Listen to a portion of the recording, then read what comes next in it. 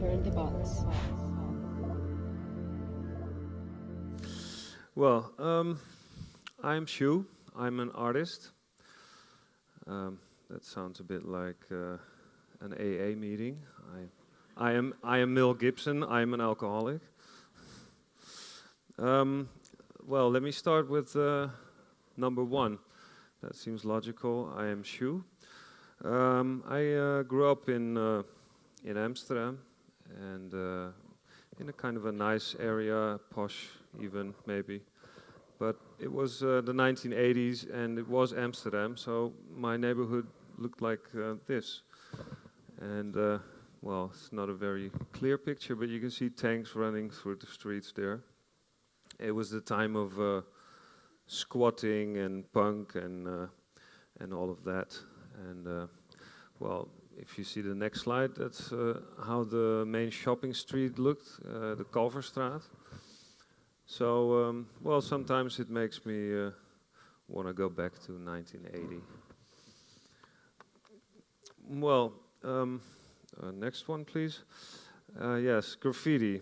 Well, at the age of 11, I already took my other name. My real name is Niels Meuleman, but I thought I'd get a much cooler name to write everywhere on the streets. And I had a drawing. You can see, well, it's kind of bad, but on the right bottom corner, there's a drawing of a little shoe, but it's really a bad drawing, so nobody could see what it was.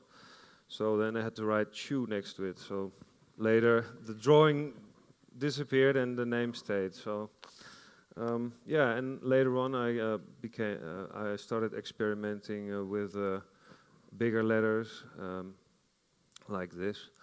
And by the time I was 17, I had been to New York 2 times, and I was really influenced by a lot of New York graffiti writers, and I'd met a lot of them. And my life would look like this. This is 17, this is my room. It's only spray cans, drawing, and totally graffiti-minded.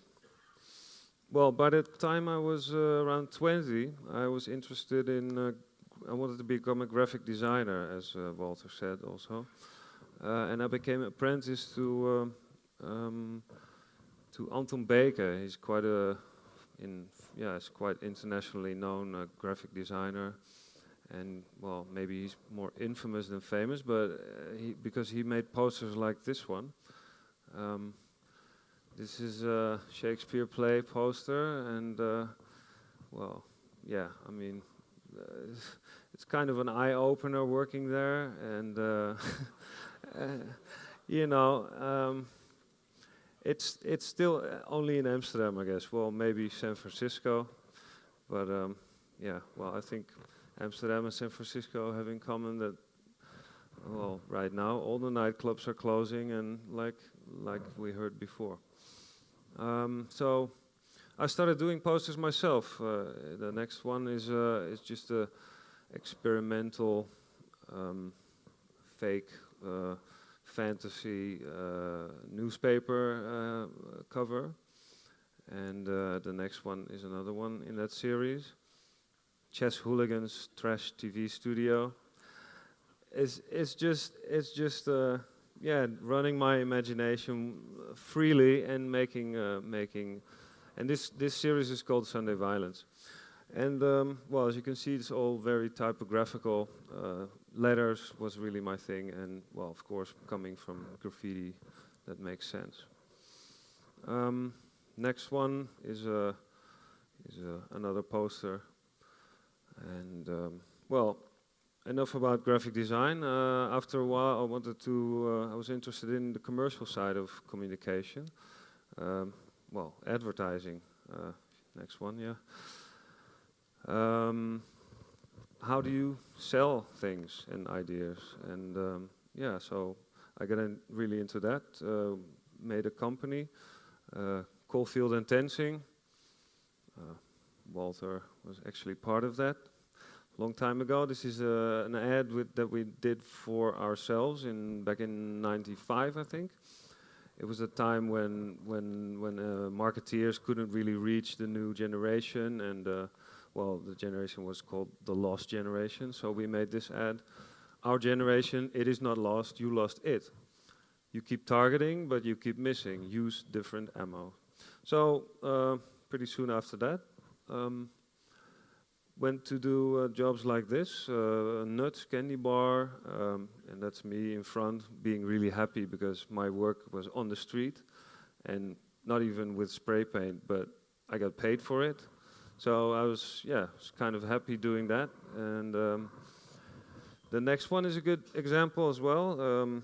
It's for Umbro, the British sports brand, who came to, well, this is like less recent, or more recent actually, came to us to ask, you know, they wanted to be more fashionable because the brand is not really high level right now. So I advised them as somebody who knows these things to have some cool stuff designed, and that's how the shoe came about.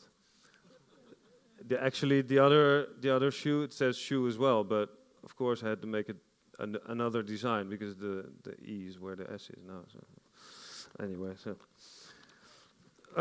all right, enough about me. I mean, that's my background. I also have an idea to share with you. Next one, please. I came about this this quote by a baseball player from the 50s and 60s, Yogi Berra. He has a lot of interesting quotes, but this one really hit me right on the spot. When you come to a fork in the road, take it. And I realized that I've been doing that all the time. I mean, since the beginning of my work.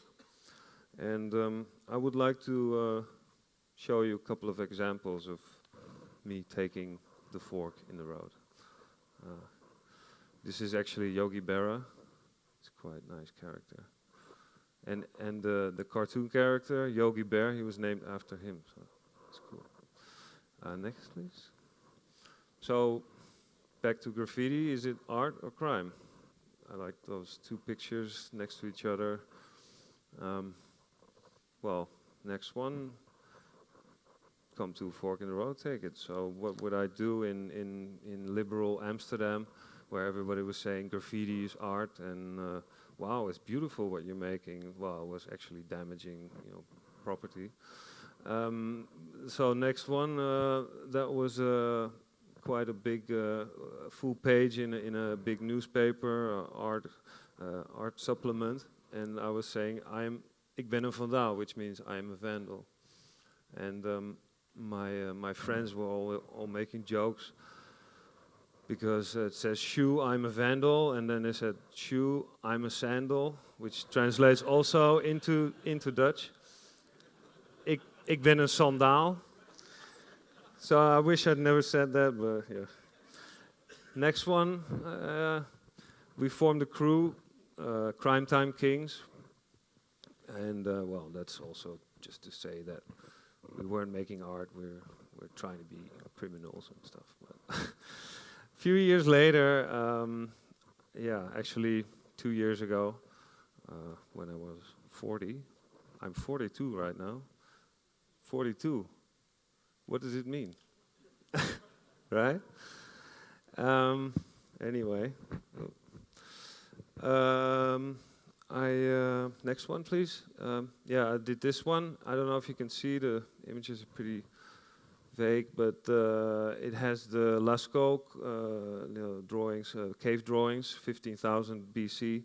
Then it has the hieroglyphs, 1200 BC, and then it has some graffiti, well, mine, 2000 AD, which is saying the walls belong to us. I mean, yeah, I mean, they can't really, we should, well, point, enough said, really, yeah.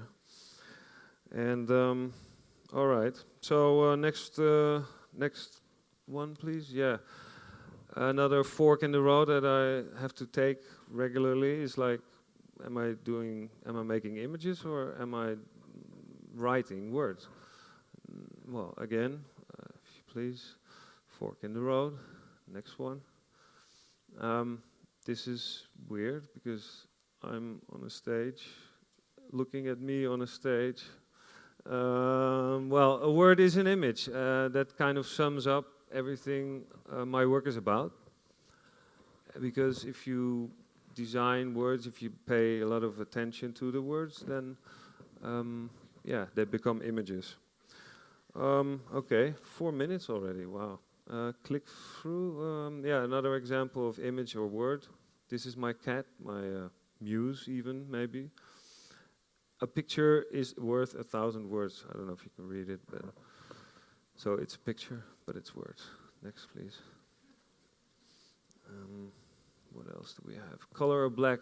I don't use color, but I think if you look in the next one or the next two, yep, you can see color is in black. Black, there is a lot of color in black and a lot of detail and stuff. So that's why I use only black. Next, please.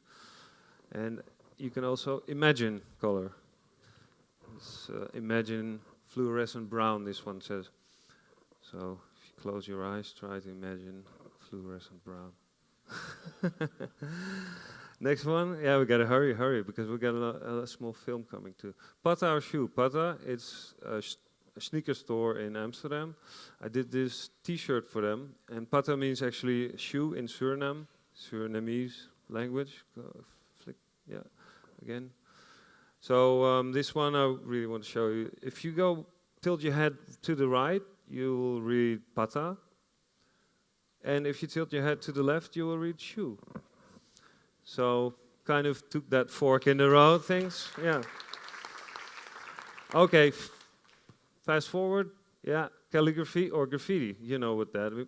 Calligraphy, here we go. And then, okay, one back. Yeah, when you come to a box on the road, burn it. Start film, please. Yeah, thanks.